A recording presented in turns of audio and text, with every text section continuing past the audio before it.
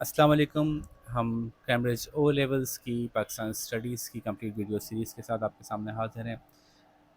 हम आज environment of Pakistan का एक चैप्टर है मिनरल रिसोर्सेज को कवर करने जा रहे हैं। शुरू करते हैं। मिनरल क्या होते हैं भाई? मिनरल होते क्या हैं? पहले तो ये समझ लें। मिनरल वो नेचुरल सब्सटेंसेस होते हैं जो कि मुख्तलिफ़ कमर्शियल यूजेस रखते हैं। ऐसे नेचुरल सब्सटेंसेस नेचुरली पाए जाते हों, चाहे वो प्योर फॉर्म में पाए जाएं या इम्प्योर फॉर्म में पाए जाएं, उनको यूटिलाइज करते हुए कोई कमर्शियल वैल्यू उनकी निकाली जा सकती है। ठीक है। Mineral are those substances that a country has that have commercial value. ठीक है, नेचुरल सब्सटेंसेस। तो फॉर एग्जांपल, नॉर्मली ये अर्थ की सरफेस या सरफेस के नीचे से मिलते हैं। अर्थ की सरफेस या सरफेस के नीचे से निकाले जाते हैं। अब अर्थ जो है वो समंदर को भी कहेंगे, है ना। अर्थ का मतलब ये नहीं है कि सिर्फ सिर्फ लैंड के नीचे से मिलेंगे, हो सकता है पानी के नीचे से मिल जाए, यानी पानी के नीचे जो लैंड है उसके नीचे सुराख करें तो वहाँ से मिल जाए। ठीक है। तो मछली मिनरल रिसोर्स नहीं कहलाएगी क्योंकि मछली लिविंग थिंग है। ठीक है। तो मिनरल रिसोर्स जो है वो कंपाउंड्स, वो एलिमेंट्स हैं, वो सब्सटेंसेस हैं जिनकी कमर्शियल वैल्यू होती है। अब मिसाल के तौर पे क्या क्या होते हैं, कोई मिसाल दें। ओके, इन्होंने कहा, ईमान बाजी ने कहा ऑयल, और वेरी गुड, आयरन, और वेरी गुड, क्या बात है, सारे लग रहे हैं आज तो। और भी बताएं। कोल, बिल्कुल सही है। और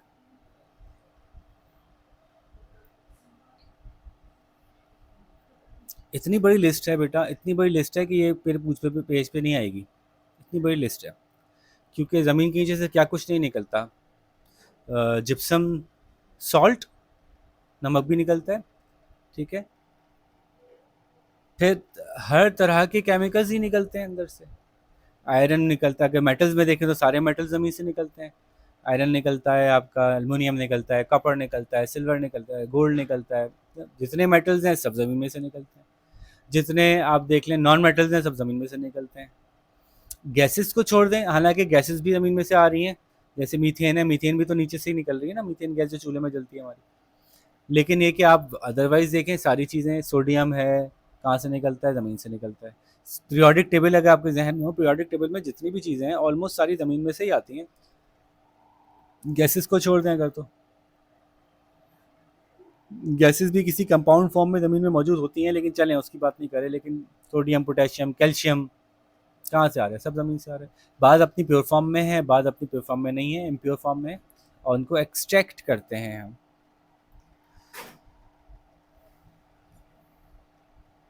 बहुत दफ़ा एक एक एलिमेंट दूसरे एलिमेंट से कंबाइन होता है तो एक नया कंपाउंड बनता है ना। आयरन तो है, कार्बन तो है, कोयला बन सकता है, लेकिन कार्बन एक खास हीट के अंदर अगर उसको ट्रीट किया जाए तो वो उसकी शक्ल चेंज हो जाती है, वो कोयले से डायमंड बन जाता है ना। डायमंड भी कार्बन से बना है, कोयला भी कार्बन से बना है।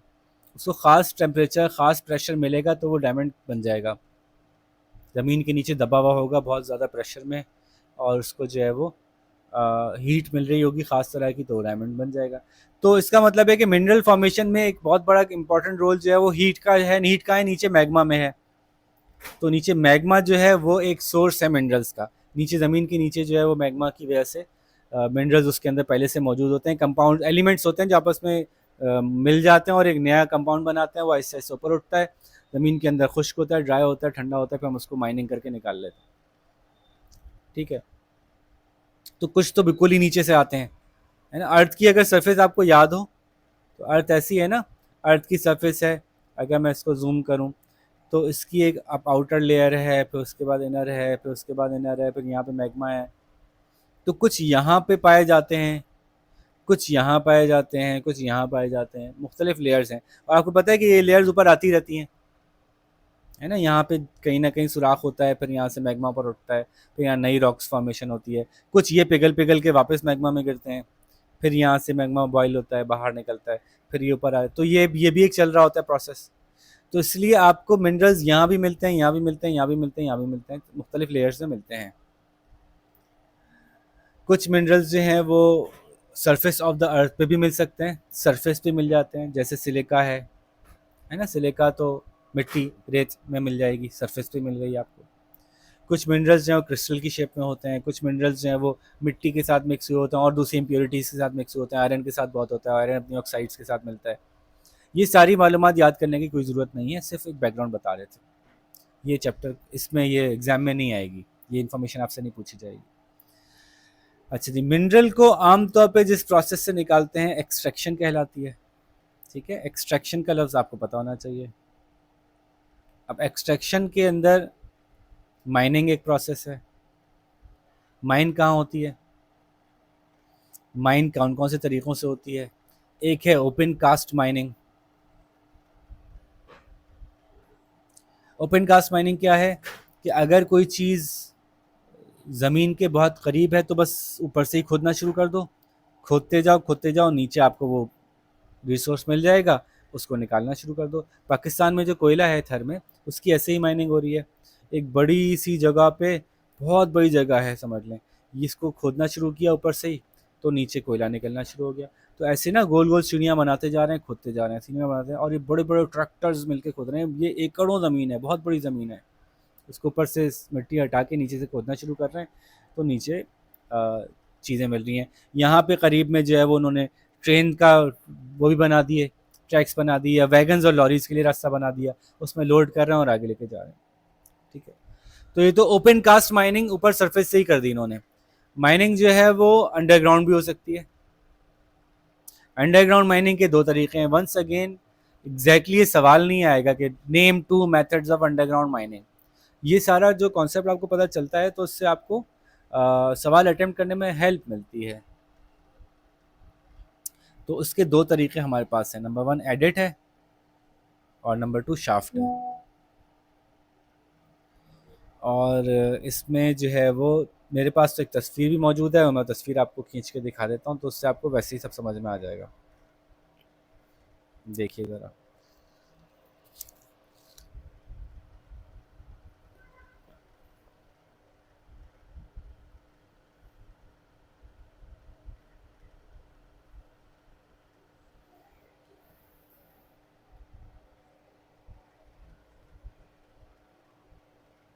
अरे ओके हो जाओ भाई।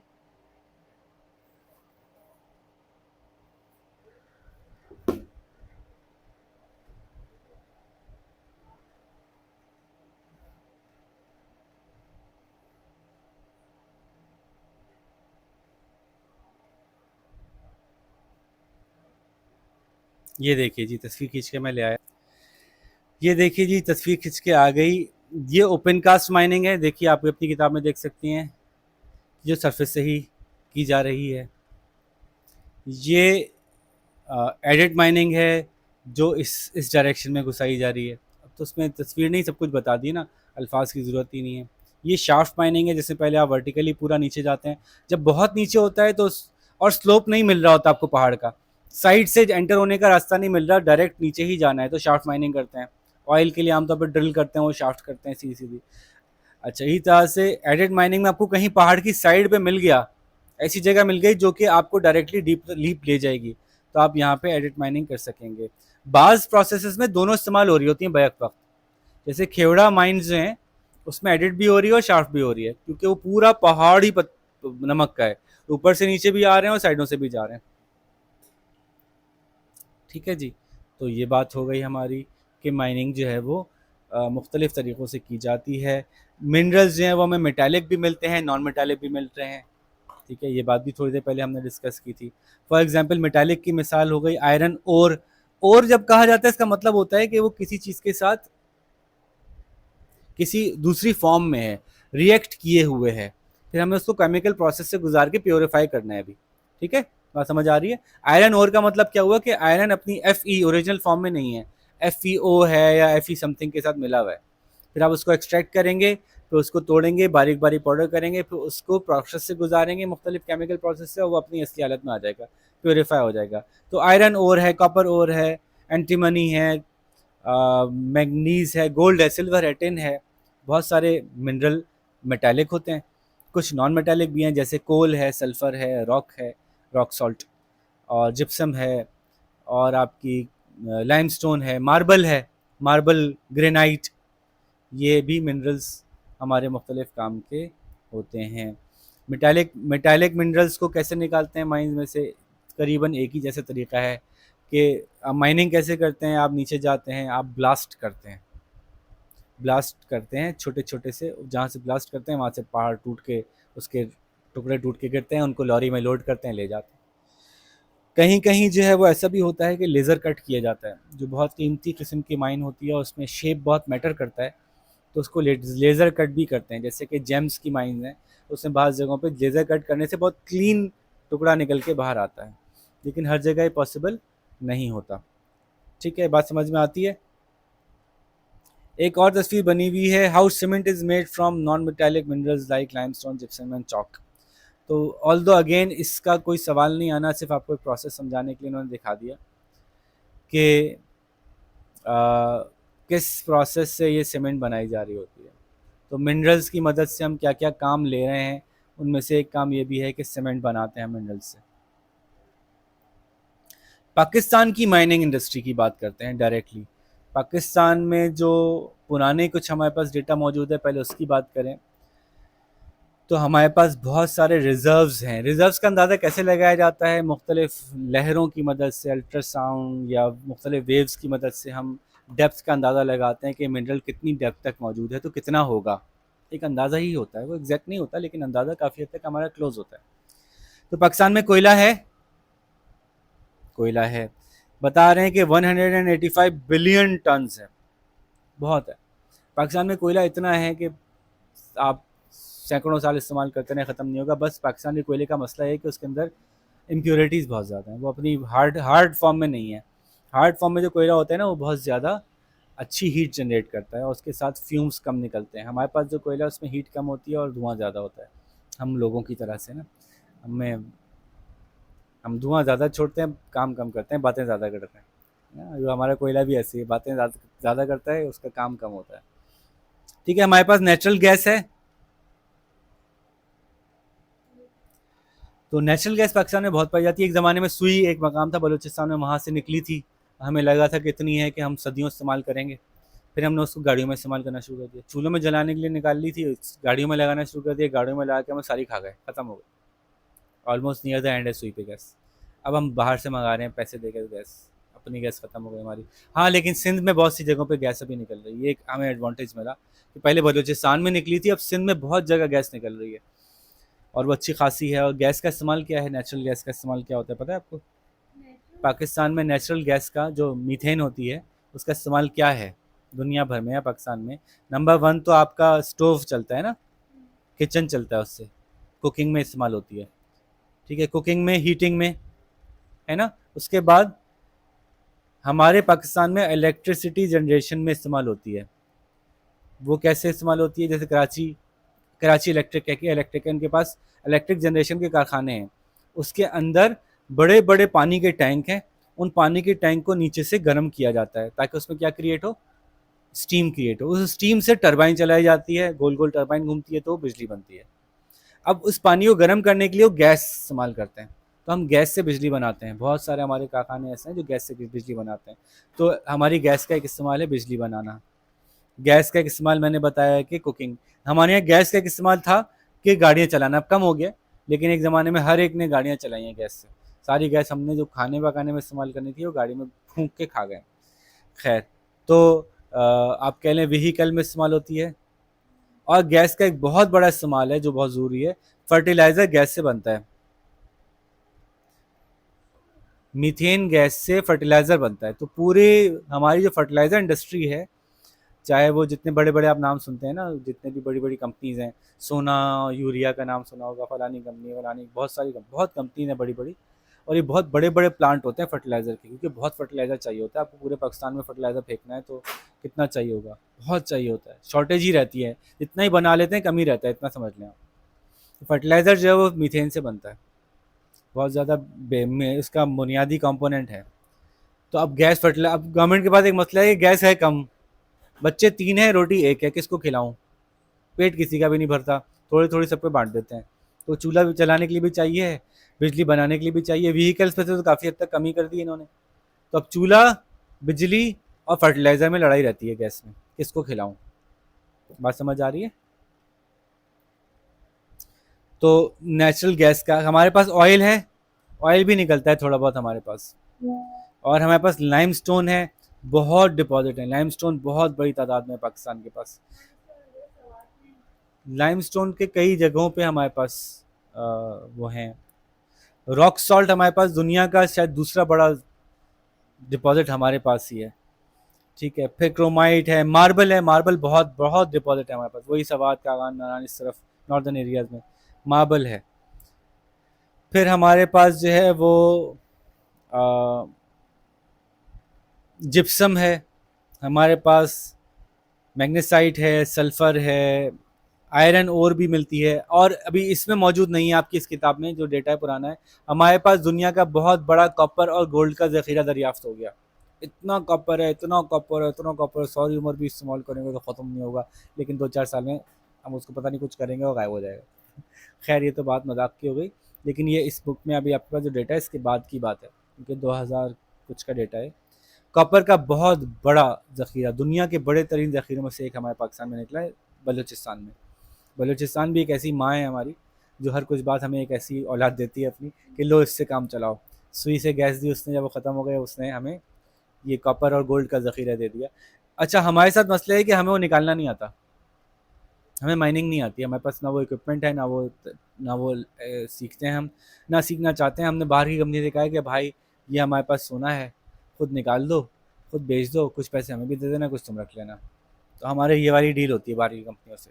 तो वो आती हैं, आधा अपने पास रखती हैं, आधा हमें देती हैं, क्योंकि हमें निकालना नहीं आता। हालांकि उन्हें क्या चाहिए था कि अगर आपको निकालना नहीं आता तो आप उस इलाके के करीब एक यूनिवर्सिटी बनाएं जो स्पेशलाइज करवाती हो उसी तरह की इक्विपमेंट बनाने में और उसके साइंटिस्ट और उसके वर्कर्स को डेवलप करने में। वो स्पेशलाइज करवाए, वो इक्विपमेंट बनवाए, वो रिसर्च करे, अपने इंडिजिनस आपके साइंटिस्ट बन जाएं, आपके इंडिजिनस इंजीनियर्स हों जो उस एरिया में स्पेशलाइज करते हो, खुद निकालो पूरा 100% अपने पास रखो। हाँ, इसमें शायद टाइम लगता, लेकिन ऑलरेडी वो माइन दरियाफ्त होने के बाद से अब तक कोई 15-20 साल गुजर गए हैं, शुरू नहीं हुआ काम। तो भाई इतने अरसे में खुद ही कर लेते हैं, क्योंकि डिस्प्यूट्स हो गई बहुत ज़्यादा। फलानी कंपनी को दिया था, उसने केस कर दिया, फिर यूँ हुआ, फिर यूँ, अभी तक खींचे ही जा रहा है मामला। खैर, तो माइनिंग का हमारे मुल्क की डेवलपमेंट से क्या ताल्लुक है? नंबर 1 तो ये बात कि जो चीज़ निकलेगी वो डायरेक्ट बेच दो, इकोनॉमिक फ़ायदा होगा। ठीक है, सेल ऑफ प्रोडक्ट जो हम करेंगे उससे पैसे आएंगे। कहाँ से पैसे आएंगे? बाहर के मुल्कों में बेच दो, फॉरेन एक्सचेंज आ जाएगा। फिर उस प्रोडक्ट का यूज़ करके आपकी इंडस्ट्री चलेगी। Use in industry, for example आपके पास एक इंडस्ट्री, एक फैक्ट्रीज हैं जो मार्बल से मुख्तलिफ चीज़ें बनाती हैं। आप बाहर बेचने के बजाय अपनी फैक्ट्री को दो, फैक्ट्री मार्बल से चीज़ें, गुड्स बना के वो बाहर बेच सकती है, तो आपकी इंडस्ट्री चलती है, उसमें लेबर इस्तेमाल होता है, लेबर का काम चलता है, एम्प्लॉयमेंट मिलती है, जॉब्स क्रिएट होती हैं, मुल्क में तरक्की होती है। आपके पास गैस निकल आई, गैस का आपने इंडस्ट्री को दे दिया, फर्टिलाइज़र बन रहा है। ठीक है, तो एक तो sale of product direct export हो सकती है। ठीक है, एक तो ये काम हो गया, मिनरल निकले आपने बाहर बेच दिए, इससे पैसे कमा सकते हैं। मिनरल निकले आपने इंडस्ट्री को दे दिया, आप बनाओ इससे चीज़ें, तो अब हर मिनरल से बहुत सी चीज़ें बनती हैं, हमको पता है बात। ठीक है, तो इंडस्ट्रियल यूजेस होते हैं मिनरल के। क्या क्या यूजेस हैं इंडस्ट्रियल यूजेस मिनरल के, आपको भी पता है। कोल से क्या इस्तेमाल करते हैं? कोल से बिजली बनाते हैं। कोल का सबसे बड़ा इस्तेमाल है हीटिंग का। हर वो इंडस्ट्री जो हीटिंग यूज़ करी है वो कोल यूज़ करेगी। मिसाल के तौर पे सीमेंट इंडस्ट्री को कोल चाहिए, उनके प्रोसेस में हीटिंग इन्वॉल्व है। बिजली प्रोड्यूस करने के लिए कोल चाहिए, या तो सुई गैस से या गैस से करते हैं या फिर कोल से करते हैं।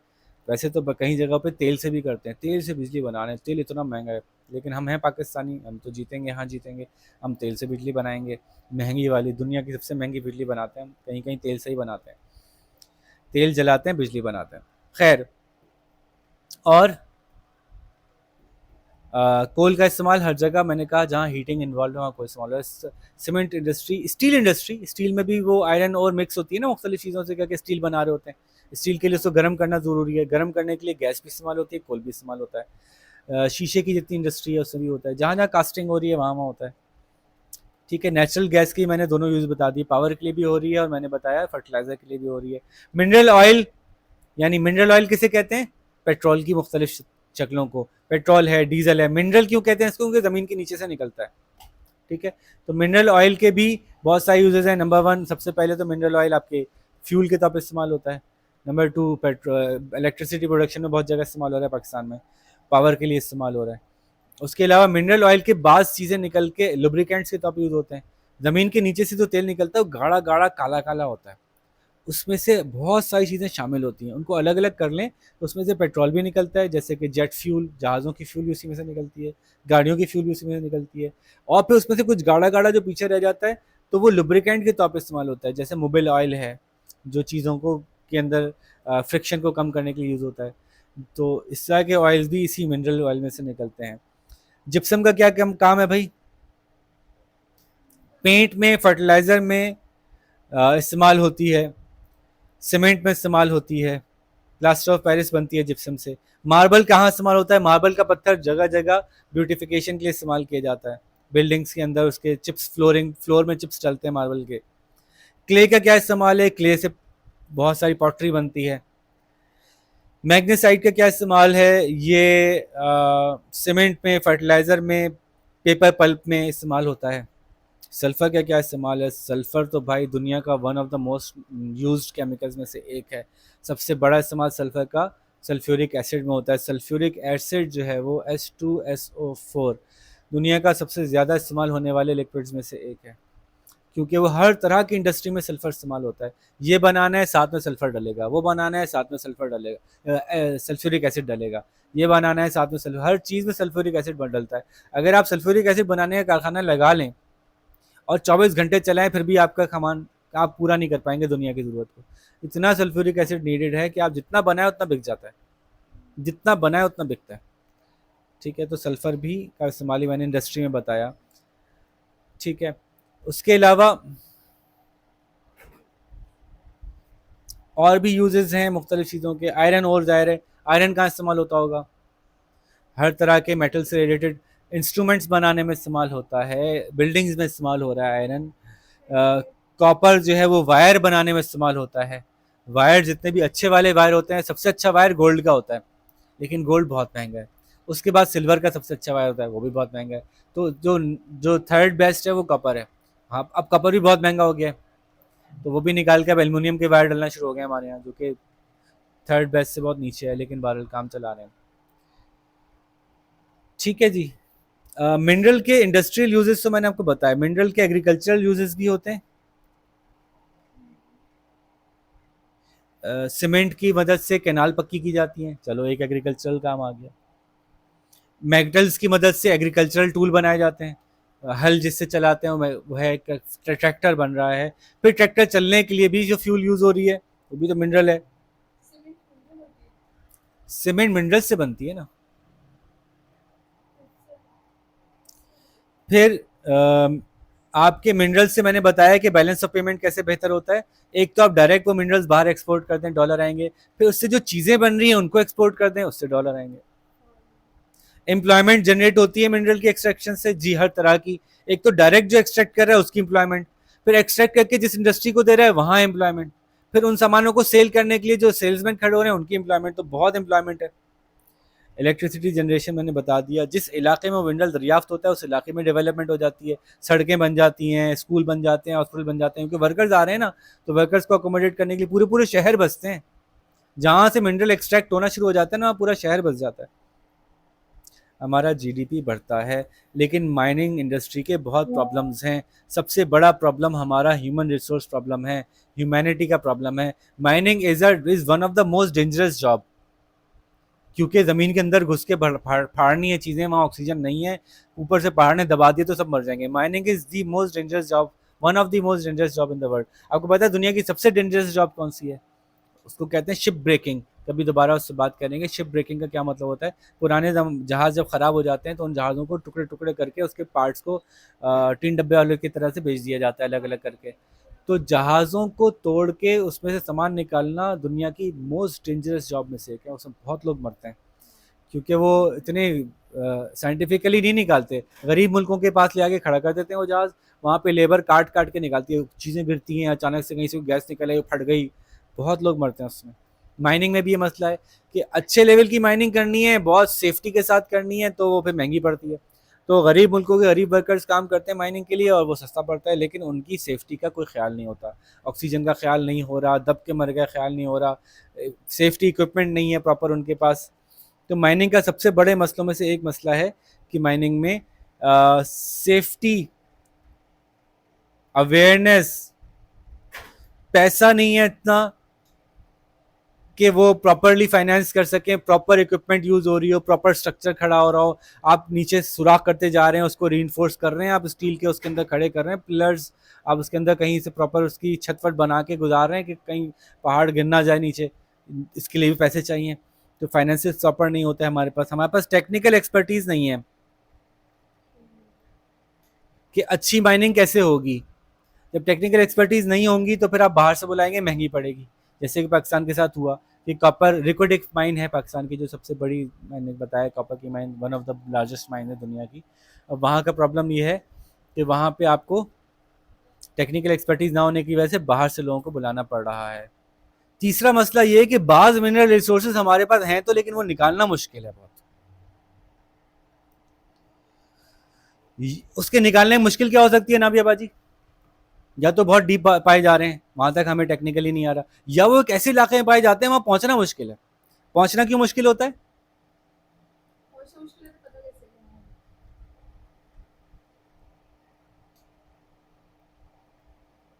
Reach is difficult. पहुंचना मुश्किल ऐसे बलूचिस्तान के एक इलाके में पता चला कि यार यहाँ पे हमने सर्वे किया, यहाँ पे नीचे जो है वो बहुत अच्छी कोई चीज़ मौजूद है, लेकिन वहाँ पे हालात इतने ख़राब है, कोई जाता है उसको गोली मार देता है। चलो तो, या फिर उसकी सड़कें इतनी मुश्किल है कि साइंटिस्ट तो चले गए लेकिन पूरी इक्विपमेंट लेके वहाँ पहुँचना पॉसिबल नहीं है।